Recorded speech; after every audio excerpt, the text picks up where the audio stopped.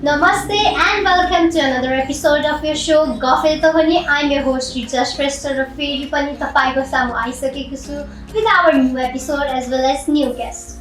आज हामीसँग हुनुहुन्छ second runner up of Miss Pokhara 2013. She is also the managing director of Airlines Flight Attendant Academy. Please let me welcome Mrs. Shobha Kesi. धन्यवाद रिचा जी. सन्चै हुनुहुन्छ तपाई? Mic So, हाम्रो पहिलाको एपिसोडमा सबिताजी आउनुभएको थियो and she was married yet glamorous. तपाईँ पनि त्यस्तै हुनुहुन्छ. So, how do you maintain to be so perfect? कसरी पुरा? So perfect is very complimentary to me. Perfect शब्द चाहिँ मेरो लागि एकदमै तपाईले कम्प्लिमेन्ट गरे जस्तो लाग्छ कि जस्तै एकदमै राम्रो भन्दै जस्तो है. तर I don't manage everything like perfectly. I haven't been to the gym. I haven't diet अहिलेसम्म.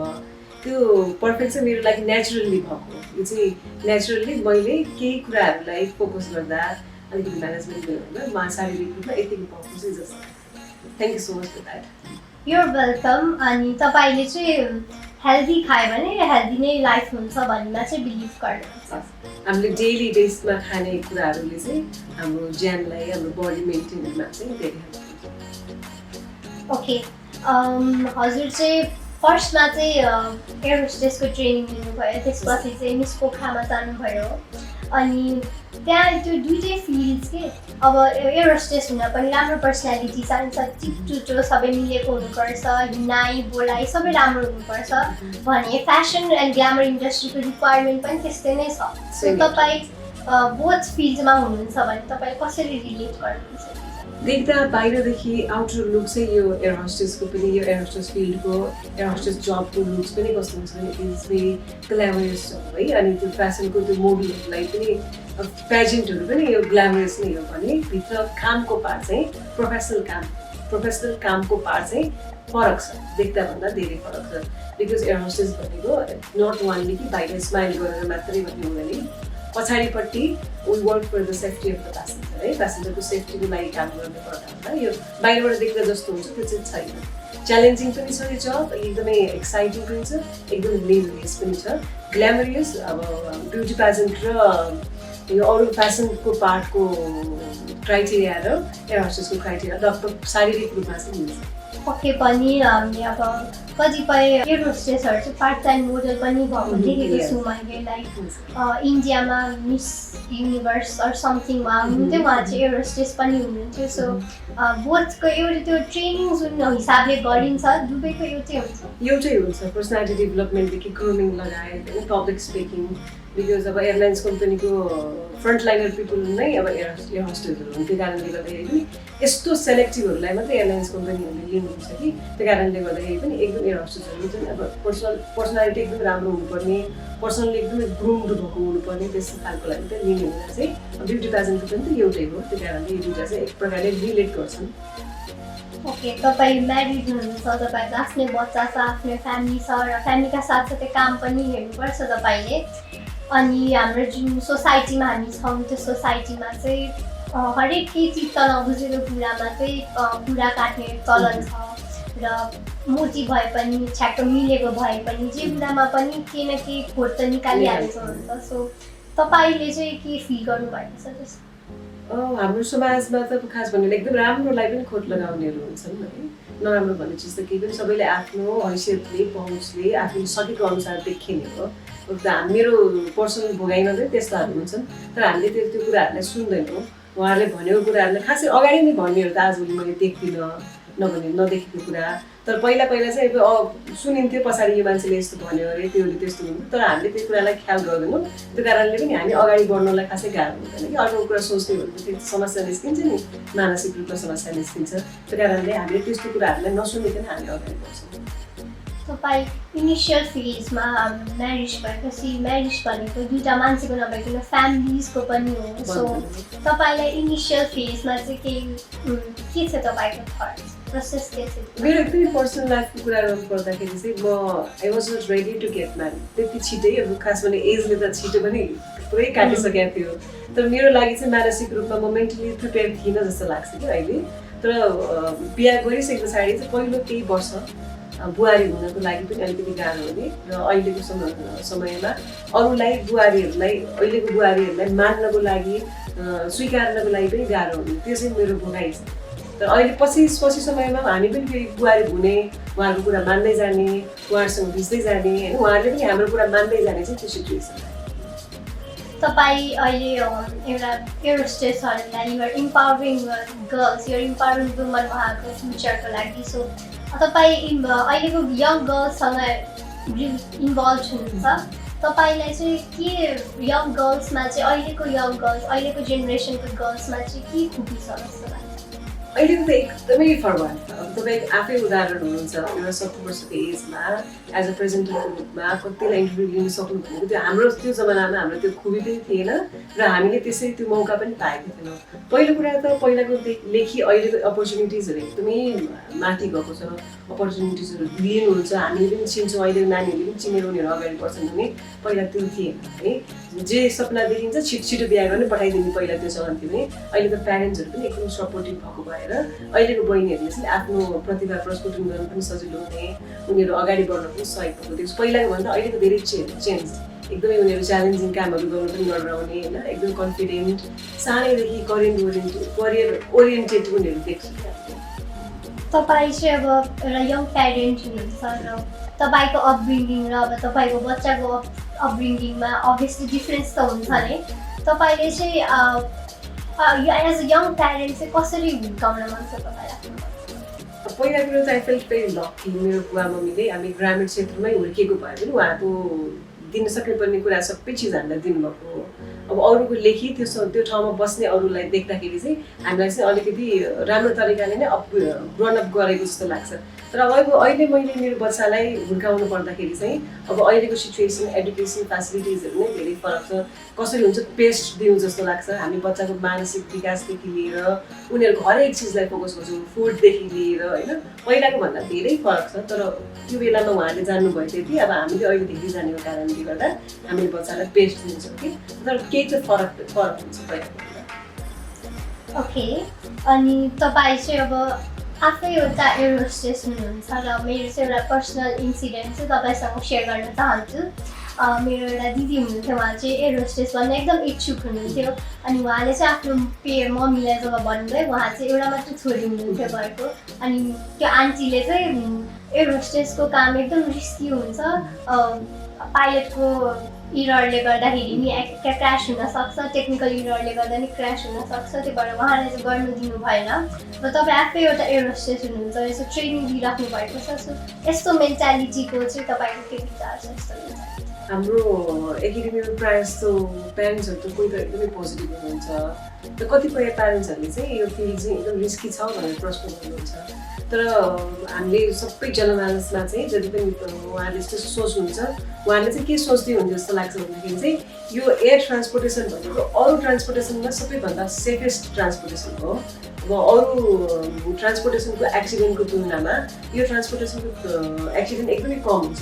तर यो ठुलो रूपमा देखिने कारणले गर्दाखेरि चाहिँ मान्छेले त्यो सोच्ने हो। त्यो तर हामीले जनमानसले सोचेको जस्तो रिस्की चाहिँ यो फिल्ड छैन। तर हुन्छ एक्सिडेन्टहरू ह्युमन इरर्सकै कारणले गर्दा हुने हो, त्यो कारणले पनि त्यो सोच्नु हो। तर जुन हामीले सोच्छौँ त्यो रिस्की चाहिँ यो फिल्ड छँदैछ। ओके, उहाँले चाहिँ त्यस कारणले चाहिँ एयर होस्टेस बन्न एकदम इच्छुक हुनुहुन्थ्यो तर जान पाउनु भएन फ्यामिली सपोर्टको कमीले गर्दा। र अर्को कुरा चाहिँ fashion and glamour industry pension इन्डस्ट्रीमा चाहिँ हाइट रिक्वायरमेन्ट वेट रिक्वायरमेन्ट्स हुन्छ र मिस नेपालमा पनि यस्तै भएका कारण विभिन्न एक्टिभिस्टहरूले चाहिँ भौतिक सुन्दरतालाई मात्रै प्रमोट गरिएको छ। ब्युटी भनेको हरेक सेप र साइजमा आउँछ, यस्तो हटाउनु पर्छ यो रिक्वायरमेन्ट भनेर पनि धेरै कुराहरू आएको छ। सो एयर होस्टेसकोमा चाहिँ के छ यस्तो? एयर होस्टेसमा पनि सर्टेन क्राइटेरियाहरू हुन्छ। एयरलाइन्स कम्पनीले आफ्नो एयरक्राफ्टको साइज अनुसार अनि फरक एयरलाइन्स कम्पनीहरूले त्यो रिक्रुटिङ प्रोसेसको एउटा क्राइटेरिया नै छुट्याएको हुन्छ कि त्यो कारणले गर्दा सर्टेन हाइटहरू सर्टेन फिजिकल क्राइटेरियाजहरू त मिट गर्नुपर्छ। जस्तै महिलाको हितमा 5 फिट 2 इन्च अघि हुनैपर्ने, पुरुषहरूको हकमा चाहिँ 5 फिट 7 इन्च हुनैपर्ने, यसरी शारीरिक क्राइटेरियाहरू चाहिँ उनीहरूले छुट्याएको हुन्छ। यो चाहिँ मिट गर्नुपर्छ। तपाईँलाई चाहिँ अब 5'2" भन्दा तलकोहरू चाहिँ हुन पाउन 5 फिट 1 इन्च र 5 फिट 2 इन्च भनेको चाहिँ हाम्रो नेपालको सानो सानो एयरक्राफ्टहरू जुन स्टल एरियाजहरूमा उड्छन्, जस्तै सानो रनवे भएको ठाउँमा, जस्तै जोमसोनमा सानो रनवे छ, त्यहाँ सानो ठाउँमा टेकअफ र ल्यान्डिङ गरिन्छ। यस्तो ठाउँमा चाहिँ सानो एयरक्राफ्टहरू मात्रै उड्ने हुँदा यो एयरक्राफ्टको साइज अनुसार चाहिँ 5 फिट 1 इन्चदेखि 2 इन्चको लागि राख्छ। अब त्यहाँभन्दा अग्लोलाई पनि ढाडको समस्या निस्किन सक्छ। अदरवाइज अरू एयरलाइन्स कम्पनीहरूको हाइट एयरक्राफ्टको साइज ठुलो भएको कारणले गर्दाखेरि चाहिँ छोटो एयर होस्टेसहरू छोटो हाइट भएकोहरूलाई चाहिँ एयर होस्टेसको काम गर्छ। एयर होस्टेस हुनु भनेको it's like very adventurous job, risky पनि अलिकति हुन्छ नि, हरेक जबमा रिस्क फ्याक्टर हुन्छ नि आई गेस। र अब तपाईँको चाहिँ एउटा ट्रल देखेको थिएँ मैले, म सेयर गर्छु तपाईँलाई।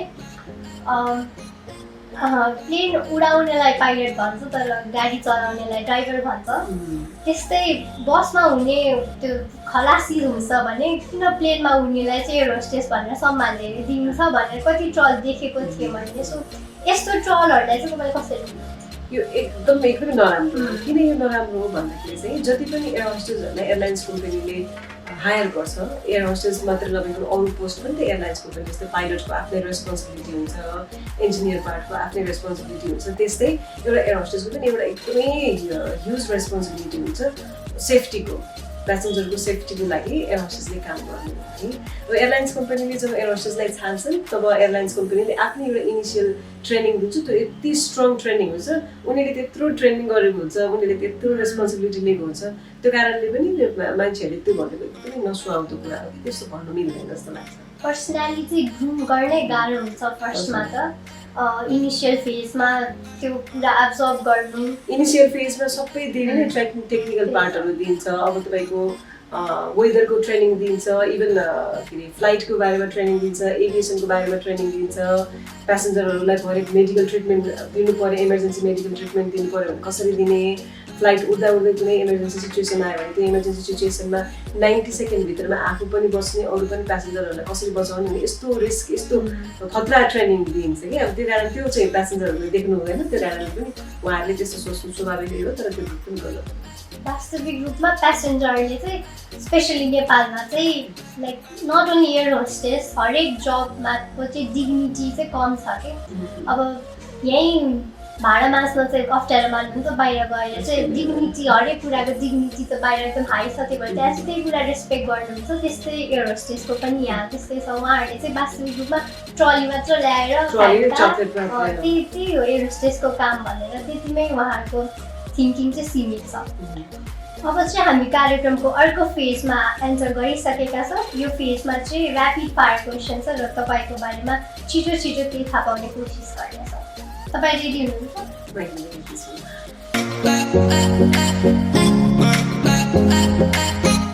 According to you, what's the right age to get married? 25 and 30 for me. तपाईँले चाहिँ कति भयो? I was 27 to 28, not complete. What are you currently worried about? Pandemic को विषयमा चाहिँ एकदमै चिन्तित। पेन्डेमिक बाहेक अब मैले नयाँ अब के गर्दैछु, कुनै केही प्लानिङ गरेको छु त्यसको विषयमा छ।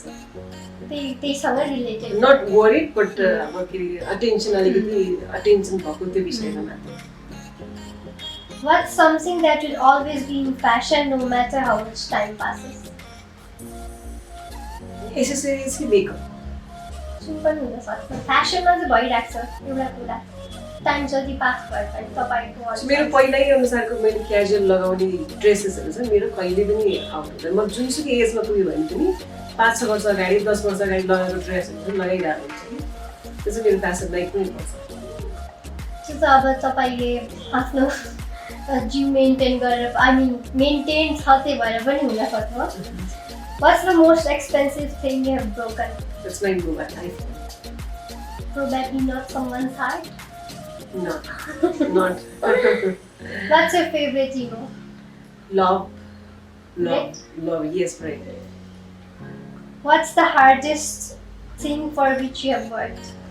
My academy, which I am running since like 8 years ago.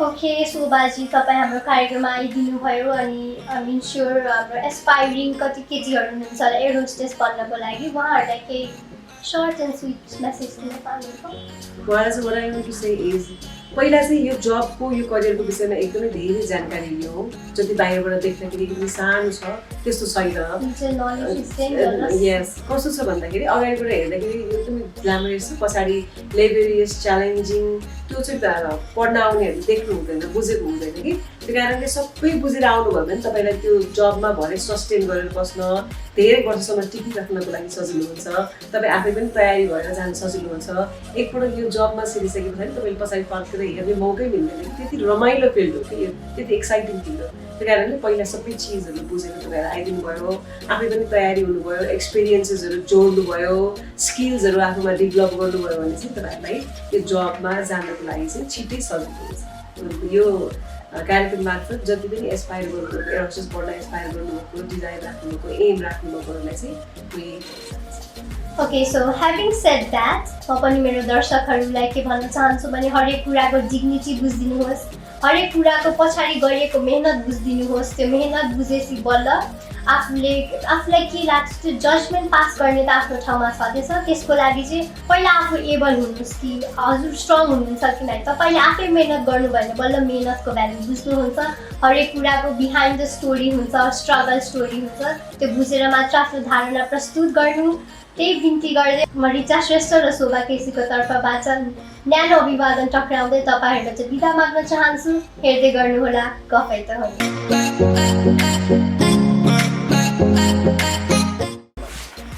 Camera rolling. Okay. So get ready. Start. Namaste and welcome to your.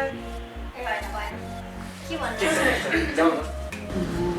Perfect चिज फेरि क्वेसन गर्नुभयो एन्ड अर्को कुरा तपाईँलाई चाहिँ कम्प्लिमेन्ट के भन्दा थियो